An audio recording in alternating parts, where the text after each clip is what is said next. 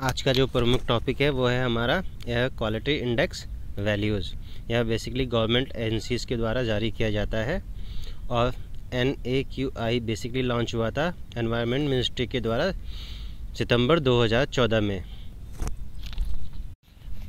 Air quality index को जानने से पहले हम अपने आसपास के एनवायरनमेंट को भी जान लेते हैं, ठीक है। तो अपने आसपास का एनवायरनमेंट तो हमें पता ही है कई प्रकार का होता है।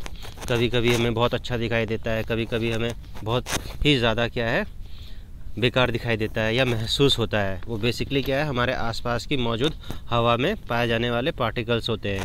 वो कई तरह के हो सकते हैं, कई आकार के हो सकते हैं।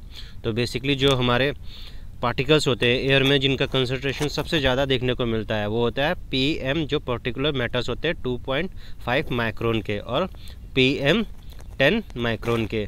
तो बेसिकली जैसे जैसे पार्टिकल का साइज़ बहुत ही ज़्यादा छोटा होने लगता है वैसे वैसे क्या है, हवा और भी ज़्यादा खतरनाक होने लगती है। लेकिन क्या है, इसको मेज़र किया जाता है एयर क्वालिटी इंडेक्स के द्वारा।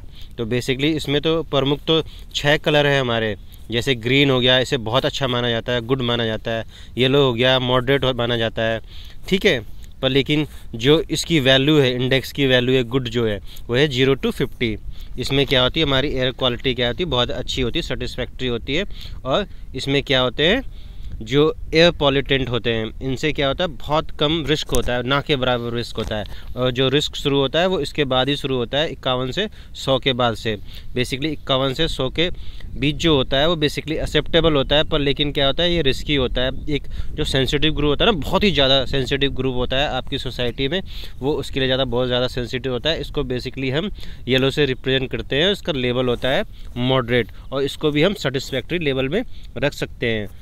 जो सबसे ज़्यादा सेटिस्फैक्ट्री लेवल का जो सेटिस्फैक्ट्री लेवल का जो मार्क है हमारा, वो है 100। वो बेसिकली ऑरेंज से डिफाइन किया जाता है और ये 101 से 150 के बीच होता है। यहीं से सबसे खतरा होना शुरू होता है।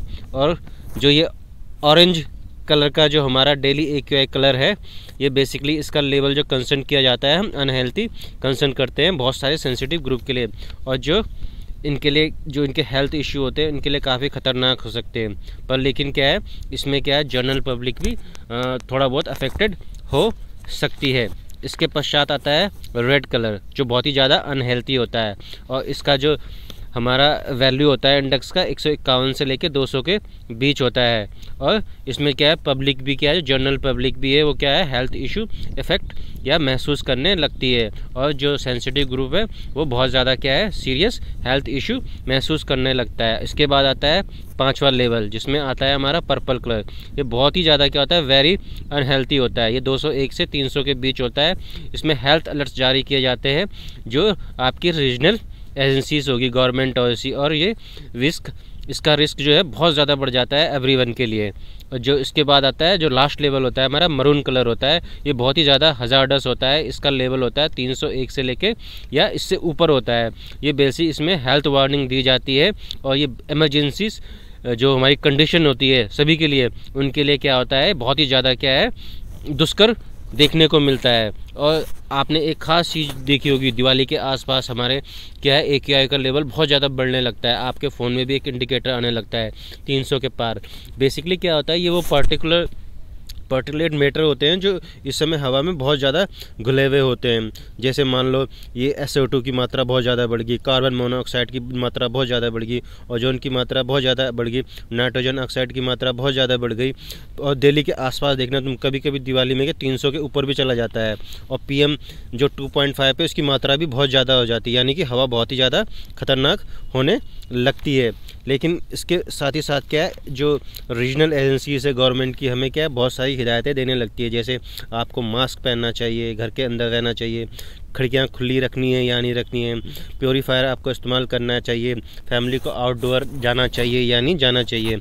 इन चीज़ों का बहुत ज़्यादा ध्यान रखना पड़ता है। इसके पश्चात ही आगे के इंस्ट्रक्शन जारी किए जाते हैं जब आपका क्लाइमेट साफ़ होने लगता है। हमेशा जो डाटा जारी किया जाता है वो PM 2.5 के साथ साथ क्या होता है, आपका PM PM10 को भी रखा जाता है, जिसमें आपको मात्रा बताई जाती है। जैसे सपोज दैट 72 माइक्रोग्राम पर मीटर क्यूब में आपकी 2.5 को दिखाया जाएगा, उसी के साथ साथ PM10 को दिखाया जाएगा 161 माइक्रोग्राम पर मीटर क्यूब। इसका दिखाने का पर्पज़ यही होता है क्या कंसंट्रेशन जो पार्टिकल्स है एयर के, जो बेसिकली फॉग्स बनाते हैं। आपने देखा होगा बहुत सारा कंसंट्रेशन जब धुएं का एयर में हो जाता है तो आपको एक बहुत फॉग देखने को मिलता है, और ठंडियों में तो आपको खासकर बहुत सारा कोहरा छाया देखने को मिला है, यानी कि विजिबिलिटी भी काफ़ी कमज़ोर हो जाती है और जो हमारे रेस्पिरेटरी प्रॉब्लम्स है वो ईज़िली अफेक्टेड होने लगती है। और जो हमारे बहुत सारे शरीर के बहुत सारे पार्ट्स होते हैं, लंग्स हो गया, बहुत सारे ऑर्गन्स हो गए, वो ईज़िली क्या होते हैं, इससे अफेक्टेड होते हैं, जो पार्टिकल 2.5 माइक्रोन के होते हैं, क्योंकि बहुत छोटे पार्टिकल होते हैं और इससे हमारा क्या है इम्यून सिस्टम भी कमज़ोर होने लगता है। तो इस समय बेसिकली हिदायत ये दी जाती है मेडिकल एजेंसीज़ के द्वारा कि आप घरों में रहें या मास्क का इस्तेमाल करें। मास्क का इस्तेमाल करने से क्या होता है, ये जो माइक्रो पार्टिकल होते हैं ये आपके जो श्वसन क्रिया है उसके ज़रिए क्या है आपके लंग्स के थ्रू आपके शरीर में नहीं पहुंचते हैं और आपका जो है बॉडी इससे सेफ रहता है। फिर भी कोशिश करनी चाहिए जब इस तरह की हिदायतें दी जाएं तो आपको कोशिश यही करनी चाहिए कि AQI इंडेक्स को ज़रूर देखना चाहिए, अपने आसपास की हवा आपकी स्वच्छ है या नहीं है, आपको मास्क का प्रयोग करना है या नहीं करना है।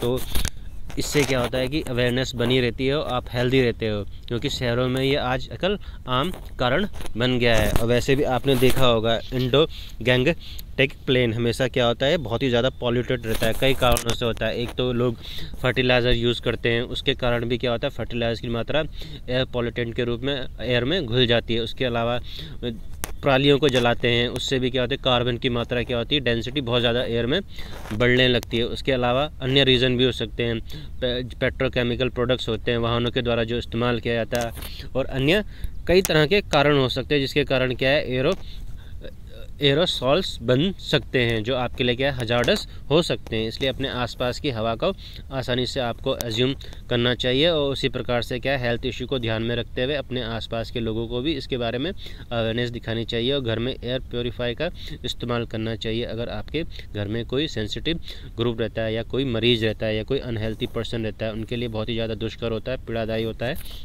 और इसी को ध्यान में रख के हम इस तरह के अलर्ट जारी किए जाते हैं। आपको इन अलर्ट्स को ज़रूर देखना चाहिए। और आपने एक ख़ास चीज़ देखी होगी, पहाड़ों में हमेशा हवा साफ़ रहती है। क्यों रहती है?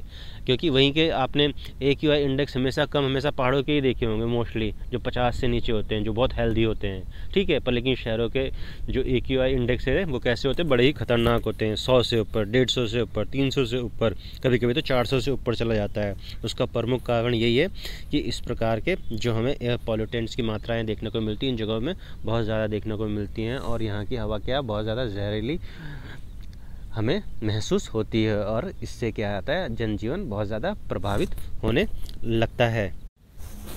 अभी तक हमने जो देखा है इसको बेसिकली 6 कलर्स के रूप में समझने की कोशिश की है, और साथ साथ में एयर क्वालिटी इंडेक्स की जो वैल्यूज़ होती हैं 0 से लेके 300 के ऊपर तक इसके रूप में समझने को समझ के रूप में हमने इसको देखा। पर लेकिन भारत सरकार और US EPA जो है AQI की गणना के लिए एक खास पैरामीटर का इस्तेमाल करती है, इसमें नाइट्रोजन ऑक्साइड का उपयोग करते हैं इंडिकेटर के रूप में। इंडियन गवर्नमेंट जो सुरक्षित एक्सपोजर देती है वो 0 से लेके 84 माइक्रोग्राम पर मीटर क्यूब को शो करती है 24 घंटे के लिए, और जबकि US EPA के अनुसार यह रेंज 0 से लेकर 53 ppb पर घंटा हो सकती है। तो इसका प्रमुख यही रीज़न होता है गवर्नमेंट के द्वारा हर रीजन में जारी करने का पर्पज़ यही होता है ताकि आप अपने हेल्थ कंसर्न से अवेयर रहें, ताकि आप इजीली इस प्रकार की जो एयर पॉल्यूटेंट्स हैं इनसे इनडायरेक्टली या डायरेक्टली रूप से अफेक्टेड ना हो, और ख़ुद को सुरक्षित रखें और ज़रूरत पड़ने पे मास्क का प्रयोग करें, या फिर अगर आपके साथ कोई अनहेल्थी ग्रुप है उसको क्या है इस प्रकार की होने वाली जो जिसके बारे में उनको अवेयरनेस नहीं है उससे क्या वो बच सकें। इसी के लिए ये AQI जारी किए जाते हैं, और इसका मेन पर्पस होता है आप हेल्दी रहें, सेफ़ रहें, और क्या है अपने आसपास के लोगों को भी सुरक्षित रखें। आज की चर्चा हम यहीं पर समाप्त करते हैं, अगली चर्चा में हम आगे दोबारा मिलेंगे। अगर आप इस चैनल पर नए हैं लाइक शेयर सब्सक्राइब जरूर करें। मैं एक ट्यूटर और एनालिटिक्स हूँ, आपको इसी प्रकार की रोचक जानकारियाँ आगे भी मिलती रहेंगी जो आपके लिए काफ़ी उपयोगी होंगी। धन्यवाद।